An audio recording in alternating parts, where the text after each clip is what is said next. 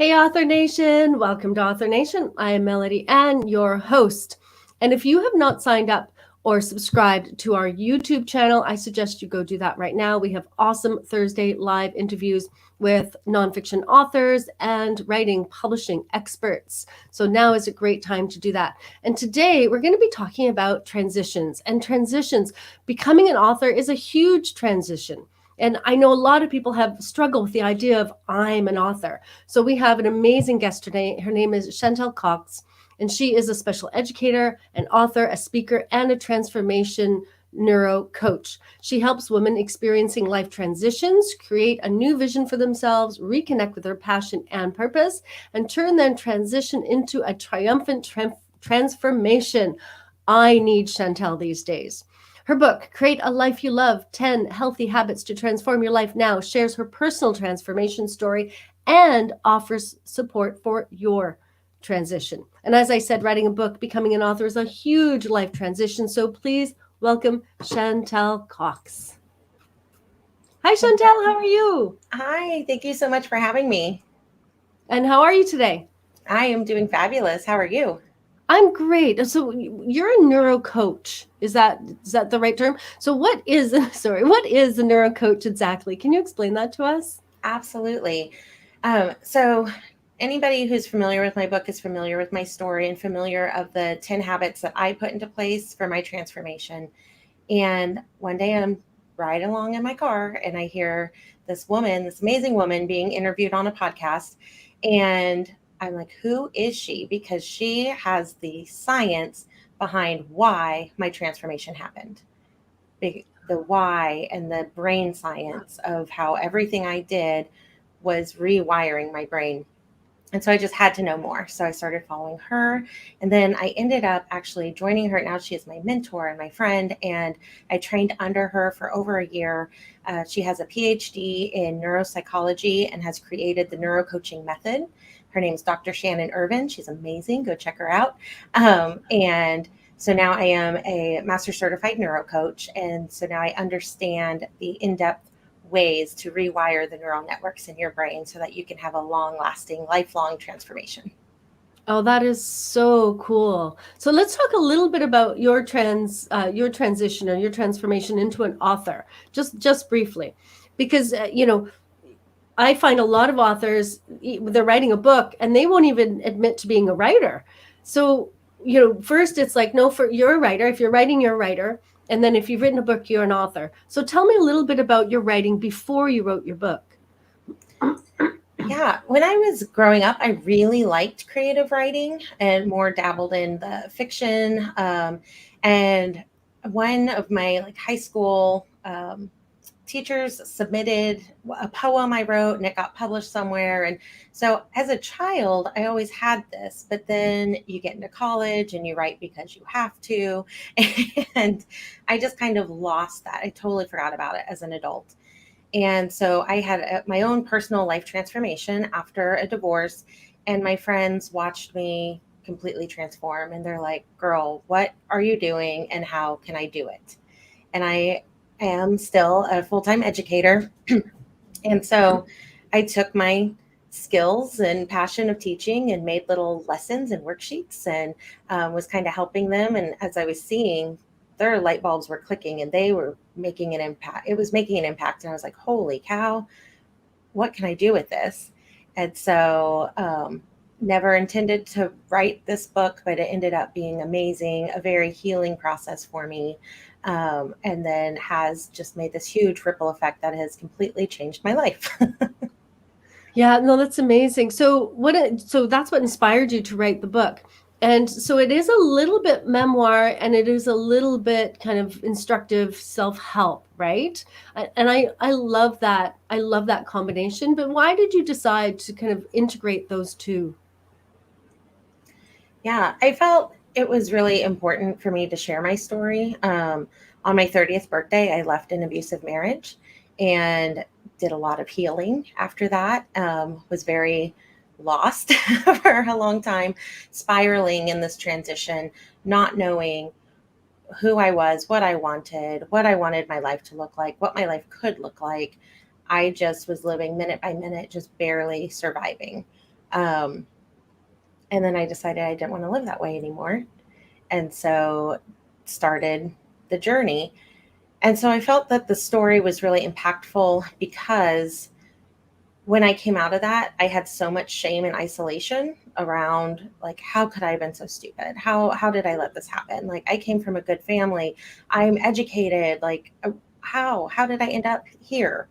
And it wasn't until I started hearing women that I respected when they would share their story with me, that was huge. And so I wanted to give that back. I wanted to share my story so that anybody else going through something similar would be like, okay, this doesn't define me. This is not the end of my story. I can do amazing things. I can do whatever the heck I want. This is a blip on the radar. And then how do you want to use that to keep going? Yeah.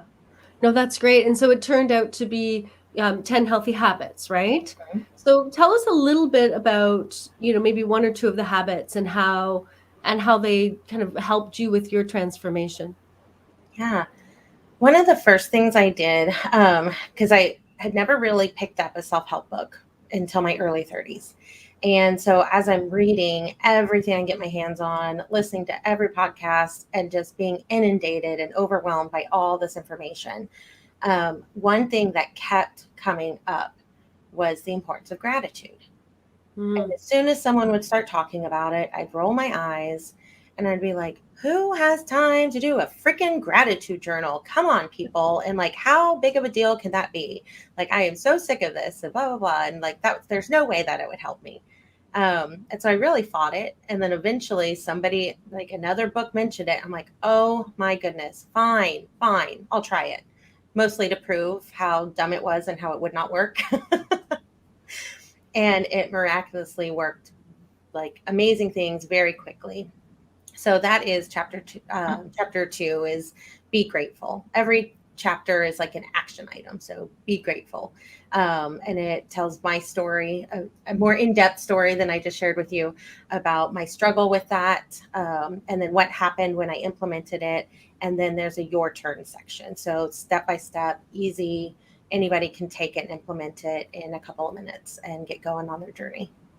Yeah, I want to come back to the your turn section, but if you don't mind, can we dig into gratitude just a little bit? For sure. And you're talking about coming from an abusive relationship. So I like you have had this relationship with this idea of gratitude. Um, I come from a very abusive family. I didn't have that lucky, good family to an abusive relationship. I was born into abuse. And I couldn't, I was often told you should be grateful, right? You should be grateful. You should be grateful. So this whole gratitude was used in a way that was very manipulative. And so sometimes when I hear people talk about gratitude, I want to say, okay, but let's be careful how we're using it.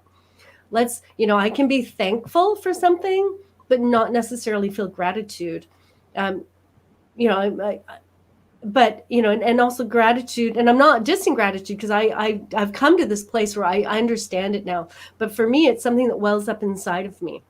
It's not I'm thankful because you passed me a napkin, or but it's something and it's not something that's forced onto me. It's something that I say, as I say, wells up inside of me. And when I had a really hard time with gratitude because it was used manipulatively growing up, and when I was a teenager and there were people who were reaching out and actually helping me, I couldn't see them. I couldn't see the help. I couldn't see the positive in what was happening because I couldn't trust. I couldn't, all of this stuff. And so for me, gratitude has this whole complexity to it. Do you want to speak a little bit as a neurocoach around that particular topic? Because I'm curious what, as a neurocoach, you would think about that. Yes. So thank you so much for sharing that part of your story. Mm.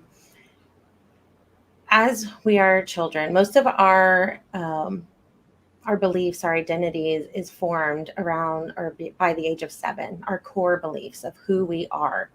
And so when things are happening in your childhood and people are using things like gratitude to manipulate you, And anything that you're told, whether it's, oh, you're so sweet and kind, like you're so smart, or it's okay, you're just not really good at math. Your brain is taking in all those things and it is creating your core beliefs. Yeah. And so that could, if anybody is listening to this and identifying with Melody's story, just kind of knowing that if gratitude or any of these habits that we might talk about, if you're getting some of that resistance, some of it could be from that, from internal core beliefs, automated thoughts in your brain. And so there's a whole process of how to unwire those and rewire new ones if the old stories are no longer serving you. But then the really big thing about brain science and gratitude is they have all kinds of brain scans and have done brain studies.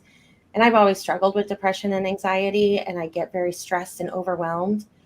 Your brain cannot do the two sensations at one time. It cannot be truly in gratitude and truly in stress and overwhelm at the same time.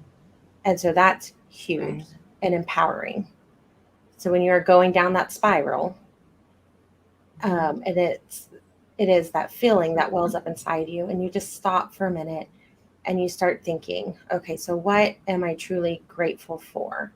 I'm grateful for an amazing call I had with, my college friend that I haven't seen in years, and we just reconnected and it was amazing. And I'm so grateful for that. Or I'm so grateful for the beautiful sunshine, and I got to walk around the block and the leaves are changing colors and it was just beautiful. I just had 5 minutes to myself. And just really, it can be so small and so simple. Yeah. But when you really activate and get that feeling welling up inside you, it literally changes the chemicals in your brain in that moment so that you can get rid of all that blah and then refocus and move forward. Yeah. No, that's a great explanation of why there were things, I think people started seeing I was in trouble and they were reaching out and I couldn't see it and I couldn't feel grateful for it. And it's such a great explanation because I was in such a high stress period of my life as a teenager that there was no room I was too stressed to see the gratitude, right? And if I could have found it, I might have been able to reduce the stress.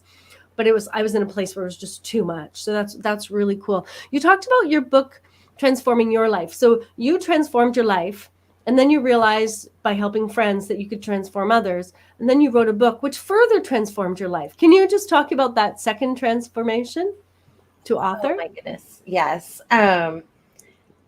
So it was not part of my identity at the time that I was an author or anybody who had anything worth saying that anybody might possibly want to listen to or read. I had some huge limiting beliefs I had to work through. As I get this great idea and I'd feel this inspiration and feel this calling, like, you need to do this. You need to get this out in the world. This is going to do good. And my thing was, if one person reads this and it helps that one person, all of it was worth it. Like, that could be the only person who reads it. And I truly did think it was going to be very small and I write it and I'm done. I had no idea the ripple effect in my life it would have.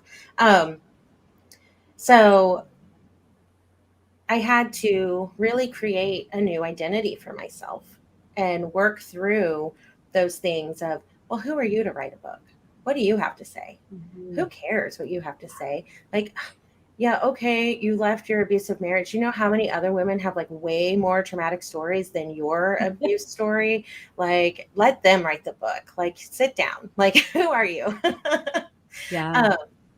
And so that struggle is real, and you have got to work through it. And for me, I start my clients on creating a vision, a very strong vision of who they want to be, what they want to do, how they want to feel, what do they want to have.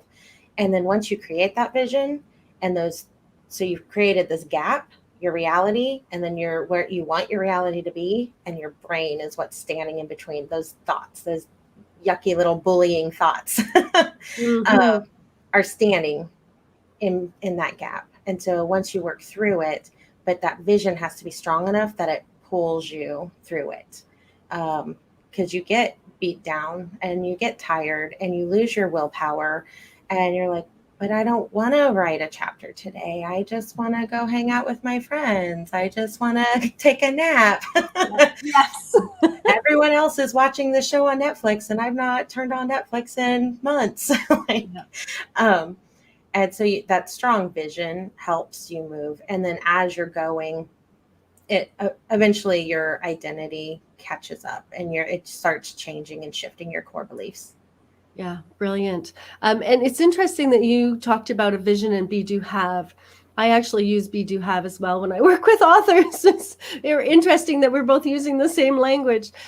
So I just want to say to anyone who's out there watching, if you have questions about, that that mindset around being an author, or transitions and transformations in authorship, or anything, please drop us a comment. We would love to see your thoughts, and I would love to hear your questions, and Chantelle is here to answer them. So please go ahead and if you're watching on the replay, just keep watching, because there are lots of good things coming. Now, you talked about your book and the section Your Turn, and I wanted to come back to this because book features are actually really important to me, like what features a book has. So your book features your story. So you have your story, and then it talks a little bit about, I would say, more like general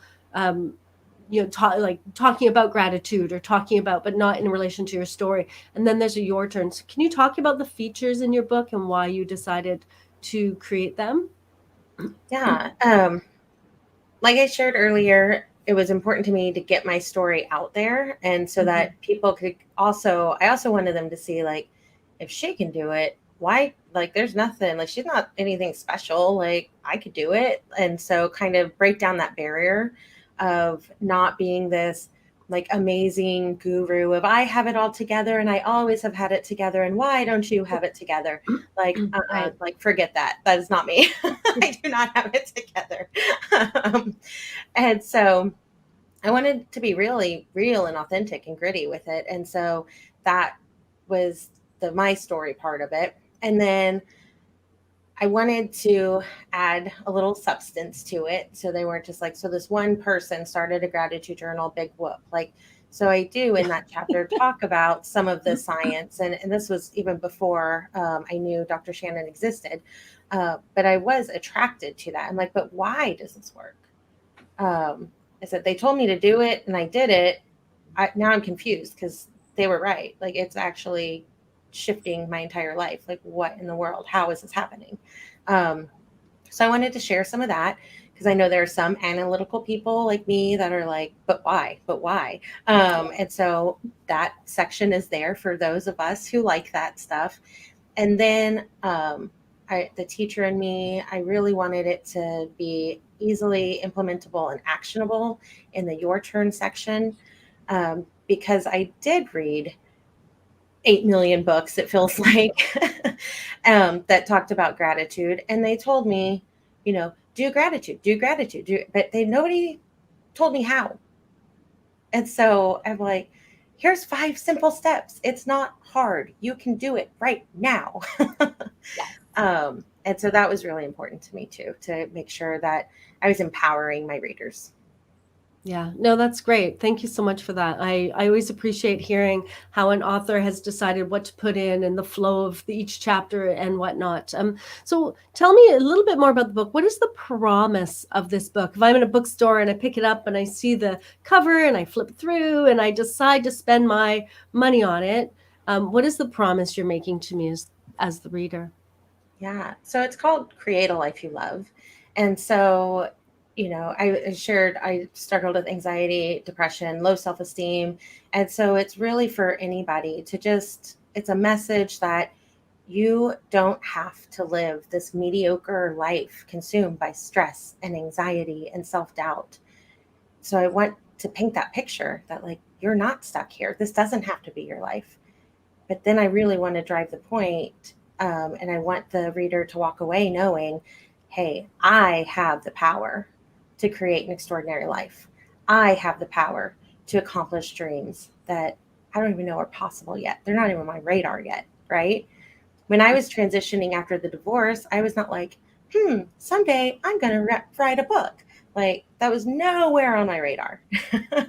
I just wanted to, when the alarm went off in the morning, want to get out of bed. Yeah.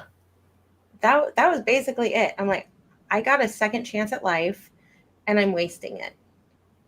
I'm not okay with that. What am I going to do different? Yeah. And so just, yeah, that's the promise, that the book will help you change the way you show up to your life every day. Yeah. I think getting out of bed can be a definite win. I mean, it's honestly, and you're thinking about how the world has changed in just the past couple of years, and the effect on our mental health and our energy levels and our fitness and our health and whatnot. I think, if you're getting out of bed every day and you're trying to, write a book or live your life or get to work or be a good parent or whatever you're doing, just getting up and getting on with your day is a brave act. So that's what I think. And I do want us all to have room to dream as well. So that's good that we can, finding that way to move from today's one was getting out of bed to, I now have a dream and I can see my future. Because as a person who comes from an abusive background, I certainly had no future. I thought I had no future. And so I can really relate to people who don't see beyond, today. Right. So that's brilliant. Thank you so much. We all need to learn to dream. I think it's good for us. Did you have a little bit you'd like to read to us? Yes. So one of the other chapters is called Bust Out of Your Comfort Zone. Mm-hmm. And I selected this section for today because your audience is potentially getting ready to or in the process of really busting out of their comfort zone. I remember writing it in the safety of my own living room was one thing. Giving it to an editor was terrifying. Letting a friend pre-read it, I thought I was going to die. Hitting publish on Amazon, I about puked, Yes. right? So every little step of getting out of your comfort zone, it's just expanding your comfort zone. And so that's why I wanted to read a little bit about chapter 3, Bust Out of Your Comfort Zone. Perfect. And so a little backstory was that, well, I think it'll make sense if I just start where I wanted to start. And again, this was really early in my journey. I'm telling a story of how terrified I was to go through this. And then I was terrified to write a book. And then I was terrified to start a podcast. And then so I just really want to paint that picture that wherever you are on your journey, there's so much more ahead of you if you start busting out of your comfort zone. So I was familiar with the saying that the definition of insanity is doing the same thing over and over again while expecting different results. As I pondered this, I asked myself, what were the results I was hoping for? What's my next step? What am I going to do differently? I certainly was not currently living a life that I loved. I grabbed a notebook and started jotting down things I always said I would do, but had never gotten around to doing. After my list was compiled, I read through it looking for a new goal, something that I could attain reasonably soon to pull myself up and out of this funk. I put a big star next to learn how to salsa dance and opened my laptop. As fate would have it, there was a beginner's group class the following night. The website stated that no partner or expertise was required. I immediately blasted the information all over my Facebook page, asking, or more like begging, someone, anyone, to come with me. Several people liked my status, and a few even commented that it looked like fun and they had always considered checking something like that out, but at the end of the day, there were no solid takers.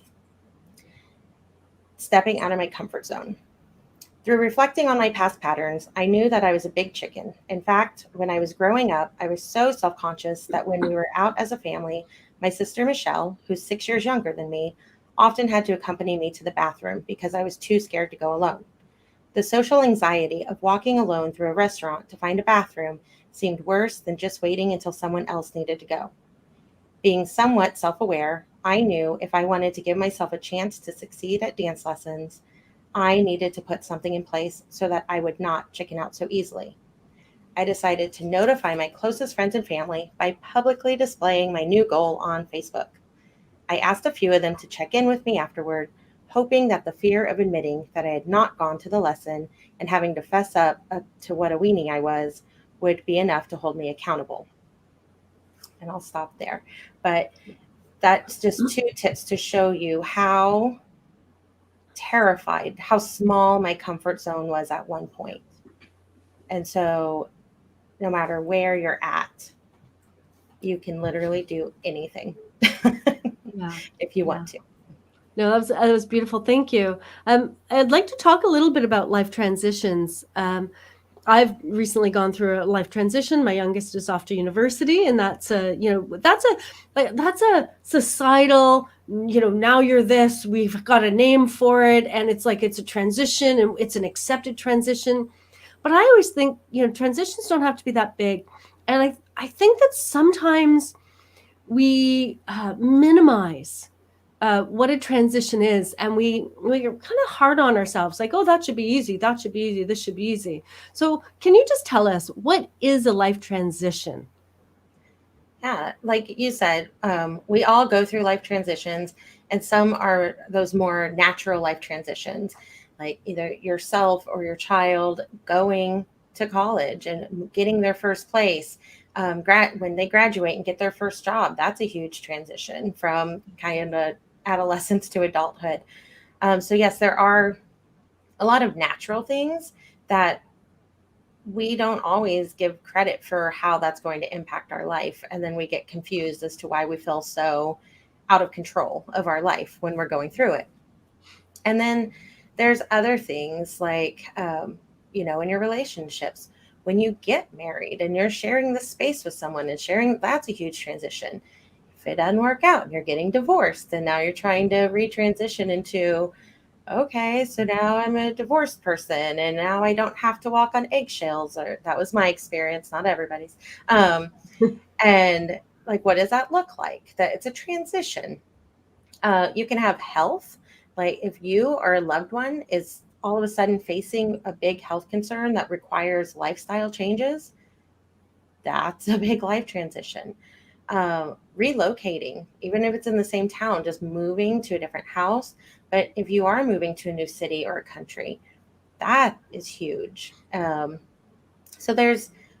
our life is constantly in transition. And oftentimes you're facing more than one at once.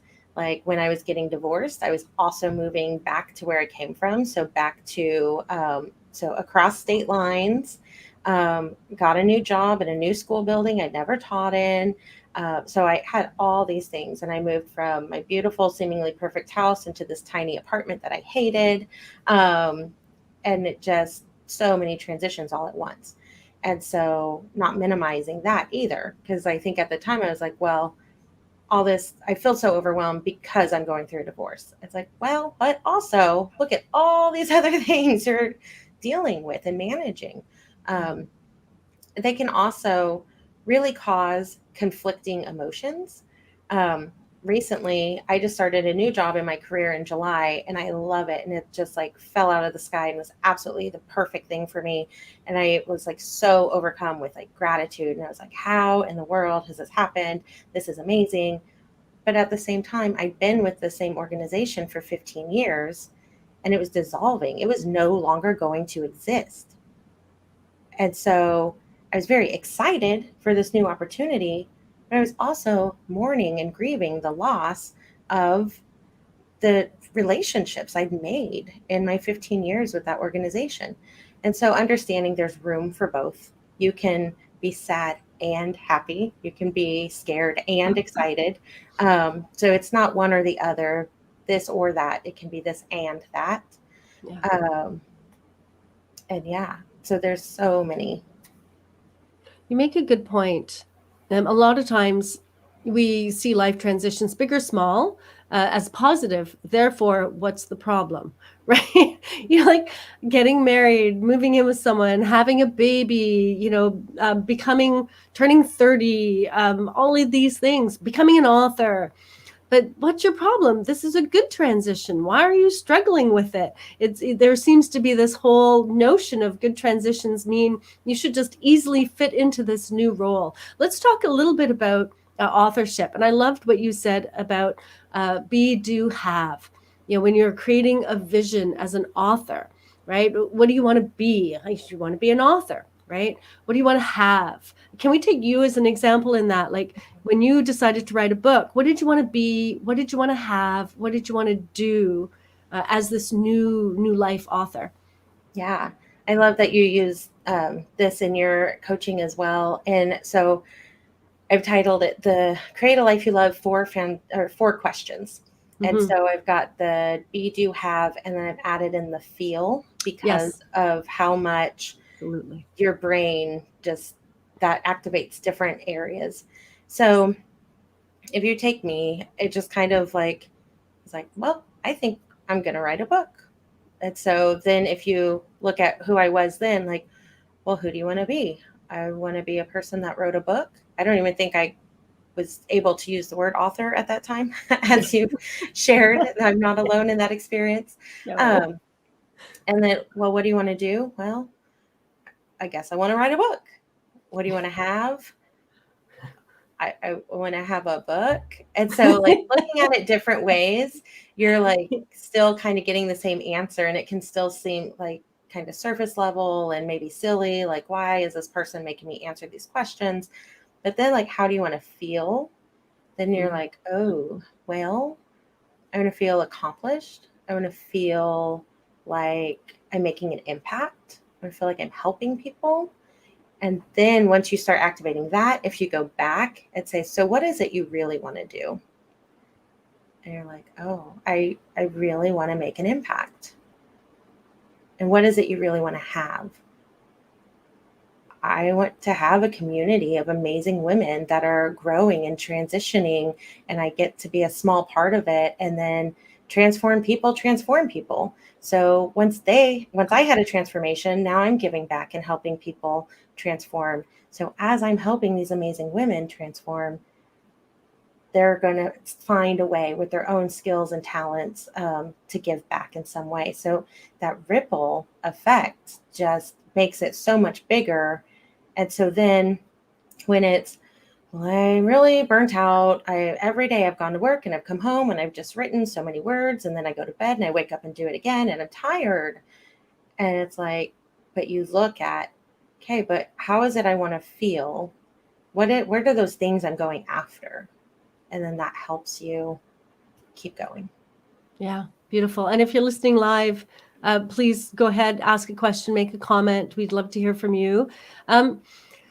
So yeah, that's interesting. So what you wanted to do was create a virtuous circle for women to come into in order to work on their own transition, right? So that's a lot more detail. That's more exciting than I want to write a book, right? Write a book it feels scary and daunting and isn't, it is exciting, but I want to write a book that creates a community, a virtuous circle. That's more detail. It's certainly more exciting and scarier.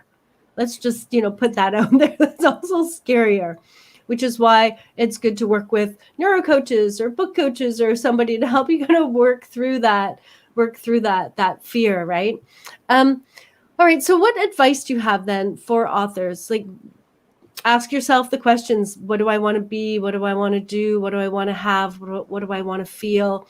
And kind of, I always say, don't just ask it once, ask it again. I want to write a book. And if you can't figure out from there, go why. Yes. Right? Why do you want? Why is such a great question. Do you have any other kind of advice to pass on to authors who are maybe fearing this transition, or as you did, having trouble labeling themselves as author? What kind of how can we change our neural pathways to accept ourselves better? Yeah, absolutely. Just really being aware when something is presented, even something silly, like you're out at an event and your friend goes, oh, this is my friend, she's writing a book. And immediately those thoughts that are like, well, not really. Well, like, all the things, just being aware when those thoughts are coming up, what are they? What are those automatic thoughts coming up for you? And then just start writing them down, like no judgment. Like, I'm just noticing that this thought comes up I didn't ask for it to be there. It's just there. And so Once you kind of have some of those going along, then you can start asking yourself, is this thought serving me? Because the thought is there to keep you safe. Your brain is doing everything it does. It wants to be efficient and it wants to keep you safe. And so it automates things so you're not working so hard. And then it's keeping you safe. And anything new that you've not done before, like writing a book, is deemed unsafe. So you have to kind of trick your brain into saying, this is safe. And the crazy thing is, when you really have a strong, clear vision and you spend time visualizing that, your brain can't really decipher between that vision and reality. So it starts being like, yeah, well, you've already written the book. Like, what's the big deal? Like, this isn't scary. This is safe. This is fine. Keep going. Proceed. It takes down those barriers. So, but first, you really do have to be aware of and identify what's there. What are your limiting beliefs holding you back?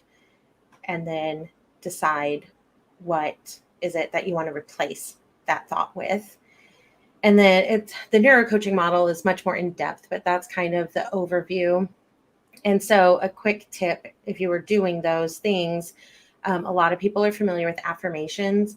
Brain priming is a little bit deeper, but in the time we have today, like, affirmations will make sense in context. So you write down those clear vision statements. Start with I am, make them in present, and really dig into the emotion. And after you've done your be, do, have, feel a couple of times and gotten deeper, then yes, really tap in, ask yourself why 7 times. So I want to write a book because I want this circle of women. Well, why is that important to you?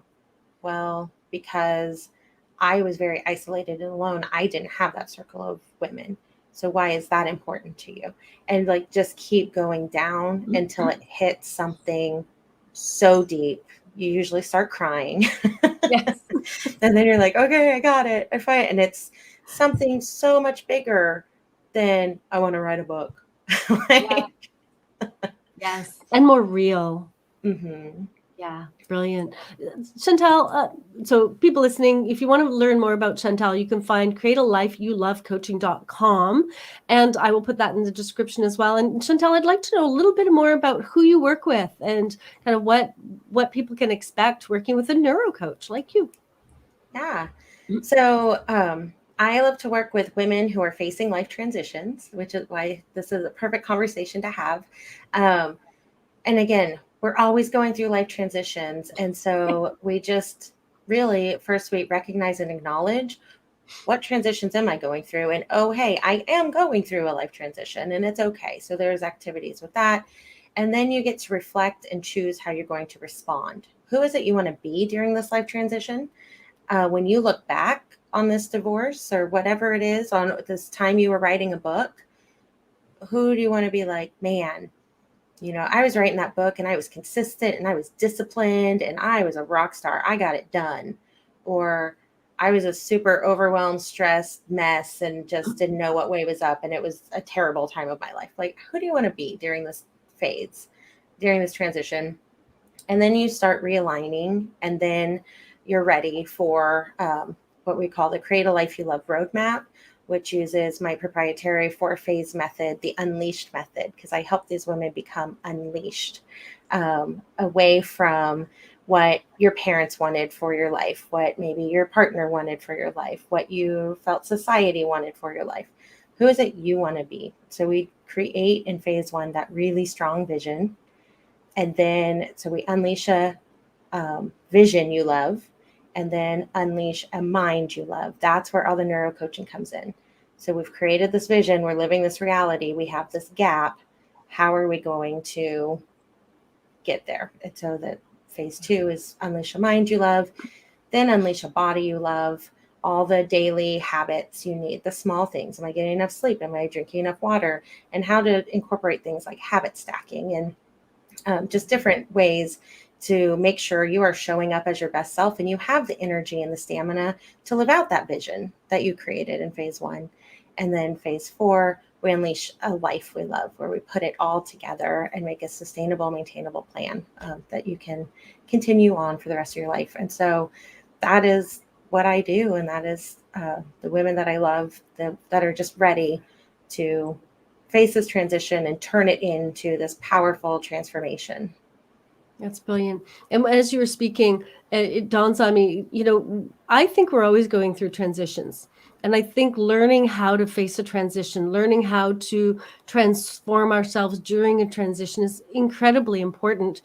People who are not transitioning at all in any way are often they're stagnant, right? They're living, you're living in fear. You're looking for safe, and ships aren't meant to live in a harbor, right? We're meant to be out in the sea where it can get stormy. The other thought that came across my mind was, you were talking about, people who, people have this vision of you, right?